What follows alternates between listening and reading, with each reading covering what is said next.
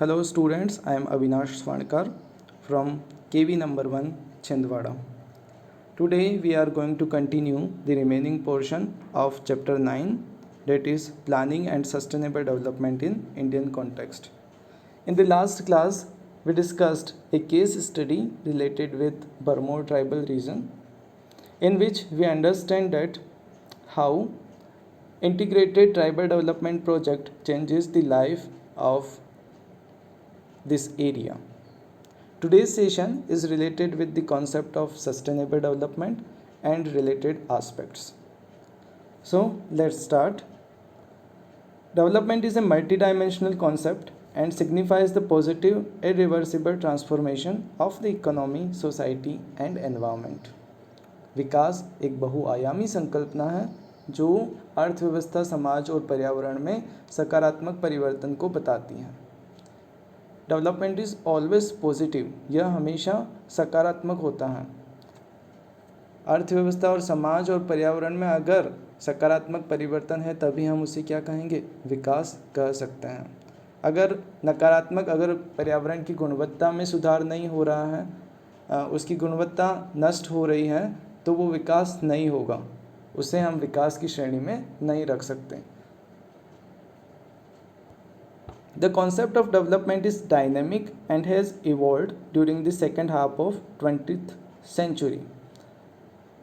यह एक गतिक संकल्पना है, यानी कि समय के साथ में इसमें परिवर्तन होते रहते हैं, और यह 20वीं शताब्दी के उत्तरार्ध में जो है शुरू हुई संकल्पना है.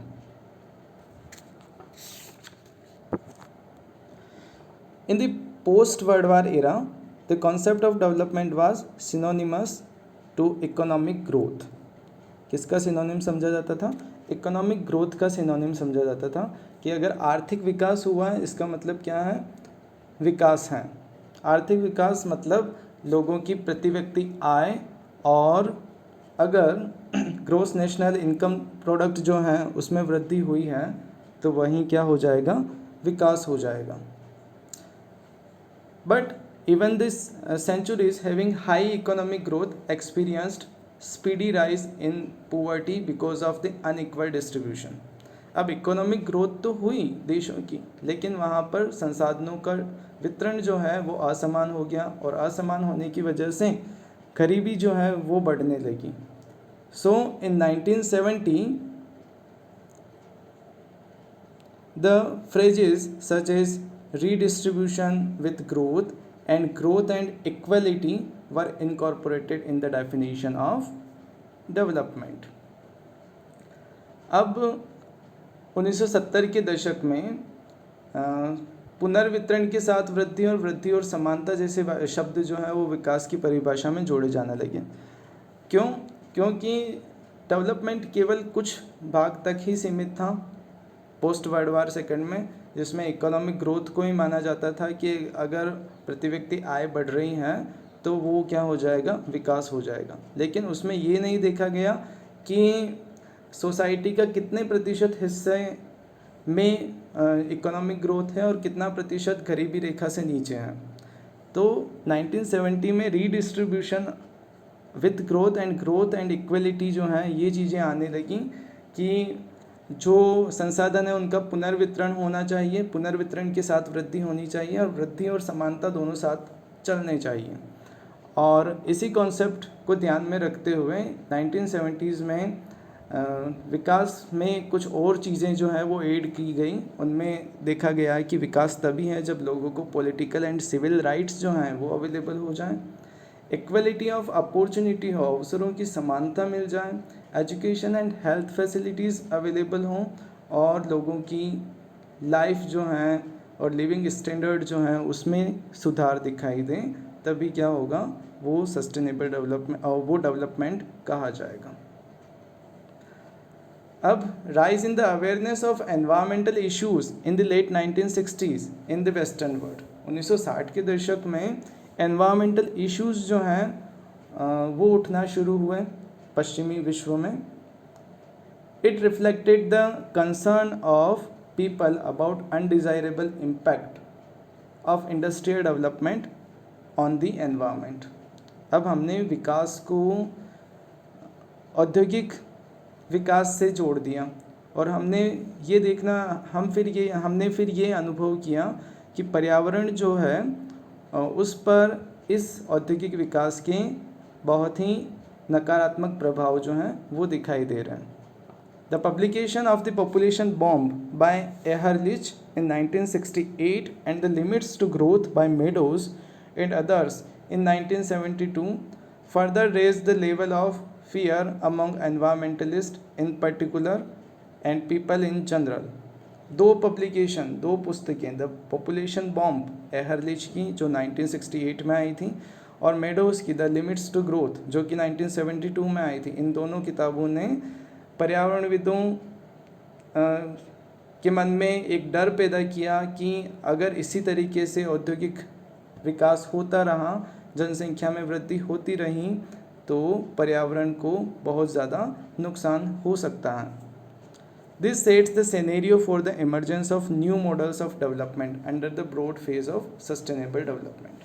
अब इस तरीके के पुस्तकें और इस तरीके के विचारों ने क्या किया, सस्टेनेबल डेवलपमेंट के अंतर्गत एक नवीन मॉडल जो है वो लाने पर बल दिया कि किस तरीके से विकास ऐसा किया जाए जिसमें भविष्य की पीढ़ियाँ जो हैं उनके हितों का भी ध्यान रखा जा सके। तो the United Nations established a world commission on environment and development. अब यूनाइटेड नेशंस ने इस चीज़ को ध्यान में रखते हुए एक world commission on environment and development बनाया और उसके हेड जो थी वो थी Norwegian prime minister Gro Harlem Brundtland. Gro Harlem Brundtland को इसकी अध्यक्ष बनाया गया और इस बर्टलैंड कमीशन ने एक रिपोर्ट दी जिस रिपोर्ट का नाम था अवर कॉमन फ्यूचर, जो कि 1987 में आई थी, जिसमें पोषणीय विकास को परिभाषित किया गया और बताया गया कि the development that meets the needs of the present without compromising the ability of future generations to meet their own needs। एक ऐसा विकास जिसमें भविष्य में आने वाली पीढ़ियों की आवश्यकता पूर्ति को प्रभावित किए बिना वर्तमान पीढ़ी द्वारा अपनी आवश्यकता की पूर्ति की जा सके, उसे ही क्या कहा जाएगा, पोषणीय विकास कहा जाएगा। यानी कि हमें एक ऐसा विकास करना है जिसमें हम जो भविष्य में आने वाली पीढ़ियां हैं उनकी आवश्यकताओं की भी पूर्ति कर सकें और वर्तमान आवश्यकताएं जो हैं उनकी पूर्ति भी कर सकें। अगर एम्स की बात करें, उद्देश्यों की बात करें, aims of sustainable development, the main aim of sustainable development is to take care of economic, social and ecological spheres of development. हमें विकास के जो तीनों स्फीयर हैं, चाहे वो आर्थिक हो, चाहे सामाजिक हो, चाहे पारिस्थितिकीय हो, उन सभी का ध्यान रखना है during the present time as well as conserve all the resources in such a manner that this can be retain our future generation. उन्हें हमें प्रिजर्व भी रखना है ताकि फ्यूचर जनरेशन उन रिसोर्सेज का बहुत अच्छे से उपयोग कर सके। तो मुख्य रूप से पोषणीय विकास वर्तमान पीढ़ियों के साथ में भविष्य की पीढ़ियों के बारे में भी सोचता है कि विकास ऐसा होना चाहिए जिससे सभी की आवश्यकताएं पूरी हों और भविष्य की पीढ़ियां भी उन संसाधनों का प्रयोग कर सकें। एक केस स्टडी है जो इंदिरा गांधी केनाल क्षेत्र से संबंधित है, उसको हम स्टडी करेंगे। It is the one of the largest canal system in India. अगर इंदिरा गांधी केनाल सिस्टम की बात की जाए तो भारत का सबसे बड़ा नहर तंत्र ये इंदिरा गांधी केनाल है। कंसीव्ड बाय कंवर सेन इन 1948। यह संकल्पना किसके द्वारा दी गई थी? कंवर सेन के द्वारा दी गई थी कि राजस्थान के डेजर्ट में भी पानी जो है वो पहुंचाया जा सकता है। This project was launched on 31 March 1958 that transformed a desert into green land. यह नहर परियोजना 31 मार्च 1958 को प्रारंभ होती है, जिसने क्या किया, राजस्थान के डेजर्ट को ग्रीनलैंड में कन्वर्ट कर दिया। The origin place of canal is at Harike barrage. आप इस मैप में देख सकते हैं हरिके बैराज एक डैम है जो पंजाब में है, यहाँ से ये नहर जो है उसकी शुरुआत होती है and goes parallel to Pakistan border at an average distance of 40 kilometre in Thar desert of Rajasthan. ये राजस्थान के थार डेजर्ट में पाकिस्तान बॉर्डर के पैरेलल 40 किलोमीटर की दूरी पर जो है वो चलती हैं। 9060 kilometer is the total length of the system catering to the irrigation needs of a total cultivable command area of 19.63 lakh hectares। अगर इस नहर तंत्र की कुल लंबाई देखी जाए तो 9060 किलोमीटर है और इस नहर तंत्र से 19.63 लाख हेक्टेयर लैंड जो है उस पर सिंचाई सुविधा जो है वो अवेलेबल हो पाती है। The canal system has 2 irrigation system. इस नहर में 2 सिंचाई तंत्र हैं। फर्स्ट है फ्लो सिस्टम, प्रवाह तंत्र, और दूसरा है लिफ्ट सिस्टम। तो प्रवाह तंत्र में जो स्थलीय ढाल है उसके ही अनुरूप जो है पानी छोड़ा जाता है और लिफ्ट सिस्टम के थ्रू ढाल के विपरीत या फिर ऊंचे हिस्सों में पानी जो है वो पहुंचाया जाता है। Around 70% land of the command area is irrigated by flow system. इसके कमांड एरिया का, इस नहर के कमांड एरिया का 70% हिस्सा किससे इरिगेटेड होता है? इस नहर का 70%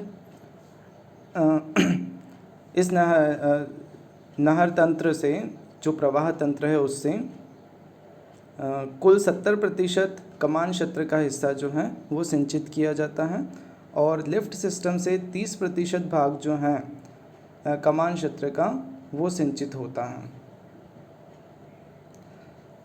अगर इंदिरा गांधी कैनाल प्रोजेक्ट की बात की जाए तो इसकी 2 स्टेजेस हैं। First stage of Indira Gandhi canal command area, in this command area covers Ganganagar, Hanumangarh and northern part of Bikaner district. मुख्य रूप से अगर हम बात करें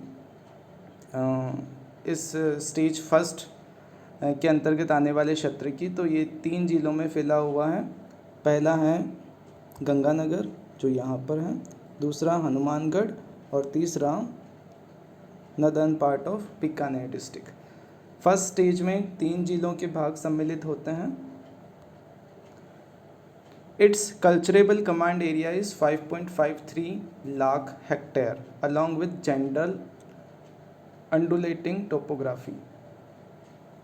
इस कमांड एरिया में कुल 5.53 लाख हेक्टेयर भूमि जो है वो सम्मिलित होती हैं।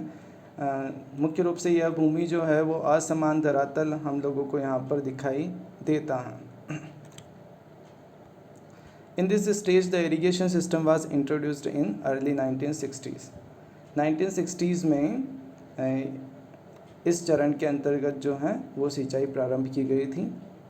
अगर सेकेंड स्टेज की बात करें, this stage covers 14.10 lakh hectare culturable area of Bikaner, Jaisalmer, Barmer, Jodhpur, Nagaur. यहाँ आप ठीक कर लीजिए NAGOUR, पी की जगह आप ओ कर दीजिए, नागौर एंड चूरू डिस्ट्रिक्ट्स। अब ये डिस्ट्रिक्ट्स की लोकेशन हम लोग देख लें। फर्स्ट है बीकानेर, यहाँ बीकानेर डिस्ट्रिक्ट है and this is Jaisalmer district.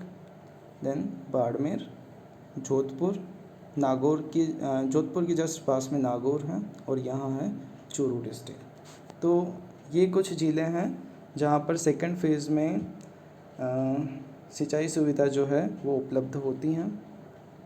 The main characteristic of the area are hot desert with shifting sand dunes. यहाँ पर यह मरुस्थल जो है वो गर्म मरुस्थल है, गर्म क्षेत्र है और यहाँ पर स्थानांतरित होने वाले जो हैं बालूका स्तूप दिखाई देते हैं, क्योंकि हवाओं की गति जो है वो बहुत अधिक है, जिसकी वजह से बालूका स्तूप जो है वो दूर तक शिफ्ट हो जाते हैं। Summer temperature up to 50 degree Celsius. गर्मियों में यहाँ का तापमान जो है वो 50 डिग्री के आसपास जो है रहता है। Irrigation system was introduced in this stage in mid 1980। 1980 में चरण 2 के तहत जो है वो सिंचाई आरंभ हुई थी। In the lift canal water is lifted up to make it flow against the slope of the land. अब जो लिफ्ट कैनाल वाला सिस्टम है वो इसलिए किया गया कि कुछ क्षेत्र जो है वो ऊंचाई पर थे, तो पानी को ऊंचाई तक पहुंचाने के लिए लिफ्ट कैनाल्स जो हैं वो यहाँ पर बनाई गई। All the lifts canal of this system originate at the left bank of main canal, while all the canals on the right bank of the main canal are flow channels। तो अगर हम लोग लेफ़्ट बैंक की बात करते हैं, इस तरफ ये हमारी मुख्य नहर है, और इस मुख्य नहर के अगर लेफ़्ट पोर्शन में बात करें तो यहाँ पर सारी लिफ्ट कैनाल हैं, और अगर राइट बैंक की बात करते हैं तो इस तरफ हमें सभी क्या मिलेगी, फ्लो चैनल्स जो हैं वो मिलती हैं।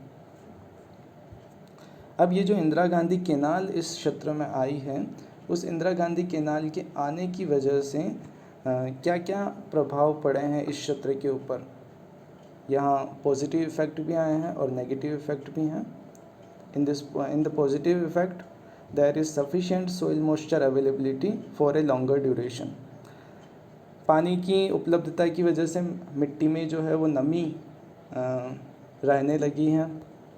Various afforestation and pasture development programme came into being. बहुत सारे वनीकरण कार्यक्रम जो हैं वो यहाँ होने लगे हैं, और चरागाह विकास जो है वो यहाँ पर देखने को मिलता है। A considerable reduction in wind erosion, वायु अपर्दन जो है उसमें कमी आई है।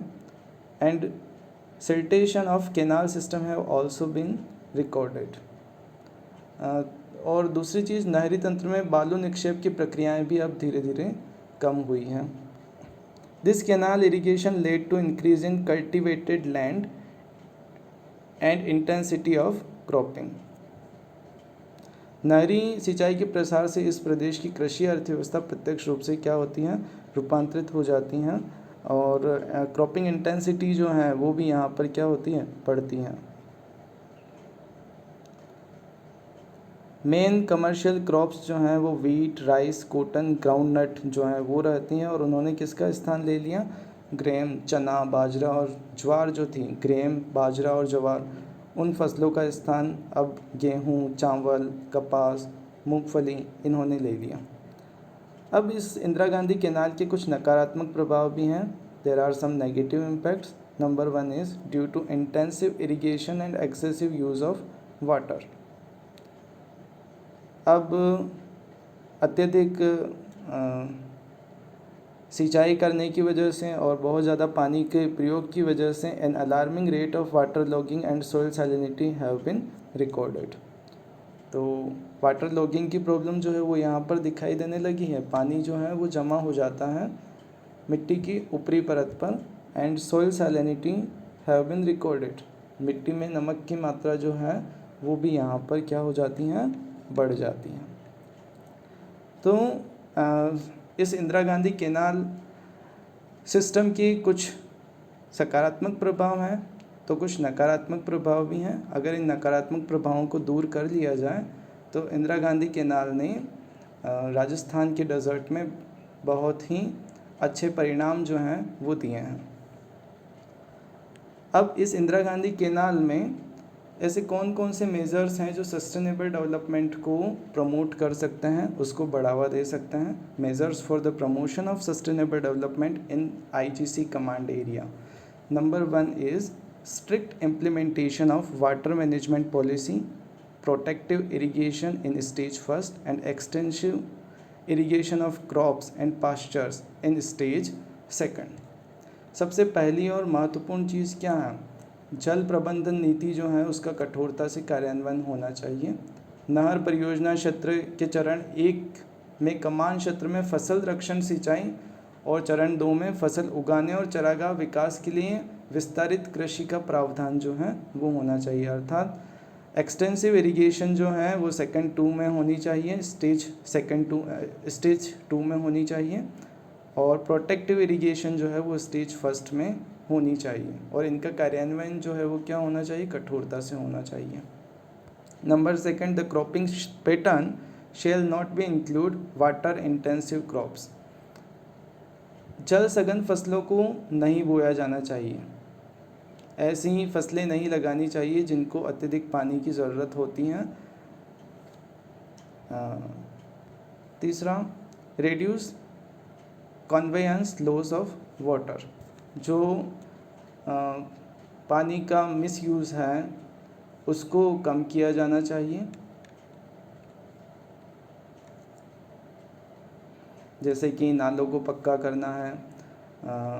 अगर उस नालों को पक्का कर दिया जाए तो उससे बाहर पानी जो है वो वेस्ट नहीं होगा। इस तरीके की कुछ व्यवस्थाएं जो हैं वो की जा सकती हैं।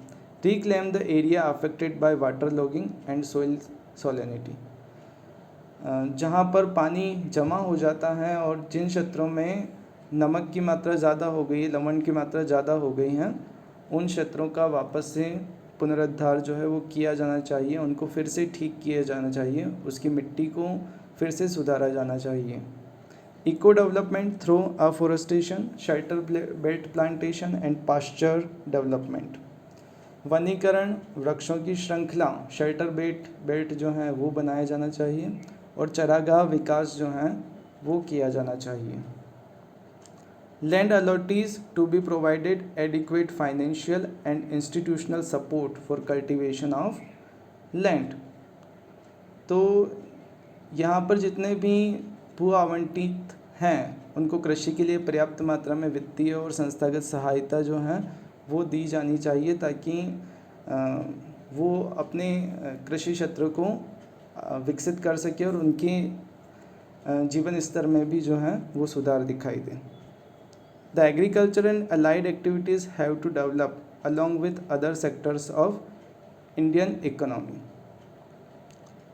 केवल कृषि और पशुपालन के अलावा भी दूसरे क्षेत्रों में जो हैं वो विकास किया जाना चाहिए। केवल कृषि ही नहीं, दूसरे क्षेत्र जो हैं वो भी विकसित किए जाने चाहिए। तो इन सब मेजर्स का यूज़ करके हम जो है आईजीसी कमांड एरिया में सतत विकास को जो है वो बढ़ावा दे सकते हैं। ओके, अब कुछ क्वेश्चंस हैं जो पिछले एग्ज़ाम्स में पूछे गए हैं। Give a brief account on the 2 stages of Indira Gandhi Canal project, and the second one is explain any 5 measures necessary for the promotion of sustainable development in Indira Gandhi Canal command area। ये दोनों बहुत ही important questions हैं जो पूछे गए हैं। Thank you.